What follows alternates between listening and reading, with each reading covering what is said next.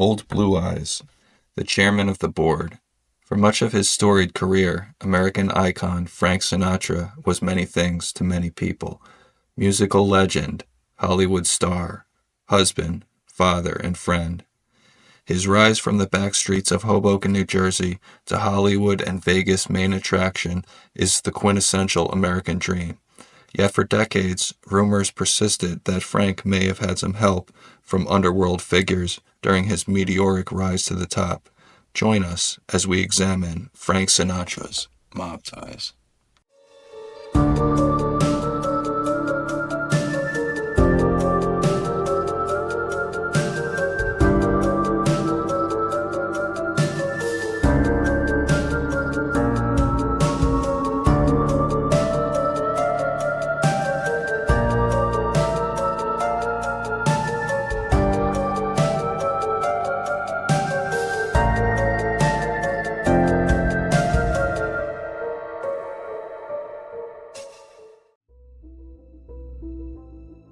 During the opening wedding scene of Francis Ford Coppola's masterpiece film, The Godfather, audiences are introduced to the character of Johhny Fontane, who is performing at the wedding of Don Corleone's daughter, Connie. We learn through Michael Corleone's conversation with his fiancée, Kay, that Fontane is a friend of the family and is actually Don Vito's godson. Michael goes on to explain that early on in his career, Fontane signed a bad contract, and Don Vito was able to get him released from it. When Kay inquires how he was able to do that, Michael explains that he made him an offer he couldn't refuse. "What does that mean?" Kay asks. Michael replies that Don Vito's henchman, Luca Brasi, held a gun to his head and assured him that either his brains or his signature would be on that contract, and then adds, "That's a true story."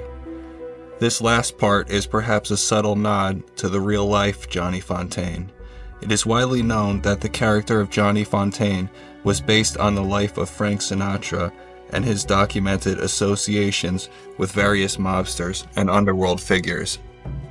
Indeed, even the story that Michael tells Kay is based on an account where powerful Genovese family mobster Willie Moretti allegedly held a gun to the head of big band leader Tommy Dorsey in order to get Sinatra released from his contract.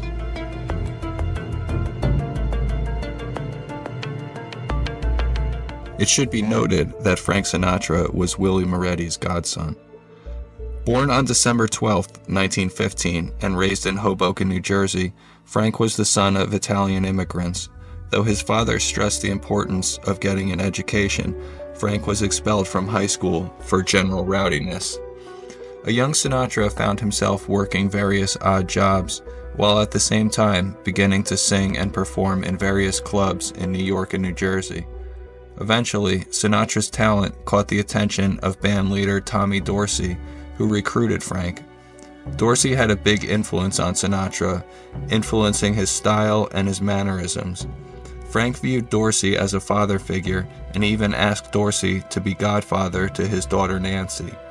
Even still, when Sinatra began to see some success with a string of solo hits in the early 1940s, Willie Moretti allegedly intervened on Frank's behalf.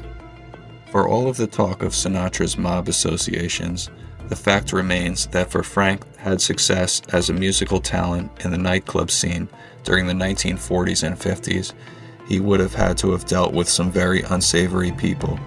Just as certain boxers at the time were mob-backed, so too were many bars, clubs, and restaurants. Some of Sinatra's documented mafia associations include his appearance at the 1946 Havana Mafia Conference in Cuba. He reportedly attended the conference as a guest of mafia powerhouse Charles Lucky Luciano. Frank is also alleged to have greatly admired the feared Jewish gangster Benjamin Bugsy Siegel. Some of Sinatra's known mafia friends included brothers Joe and Rocco Fischetti of the Chicago outfit, as well as brothers Anthony and Vito Corleone of the Detroit partnership. At one time, he also had business dealings with Los Angeles-based mobster Mickey Cohen. There is also a famous photograph of Sinatra backstage at the Westchester Theater with high-ranking members of the Gambino crime family, including Paul Castellano and family boss Carlo Gambino. Perhaps Sinatra's most significant mob association was with former Chicago outfit boss Sam Giancana. It was allegedly through this relationship that Sinatra reportedly curried favor for another one of his friends, Democratic presidential nominee John F. Kennedy.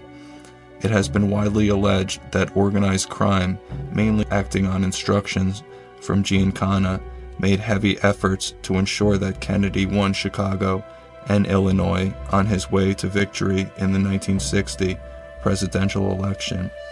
However, instead of taking it easy on the mob, Kennedy's brother Robert, who was also the United States Attorney General, went after the mafia with a vengeance.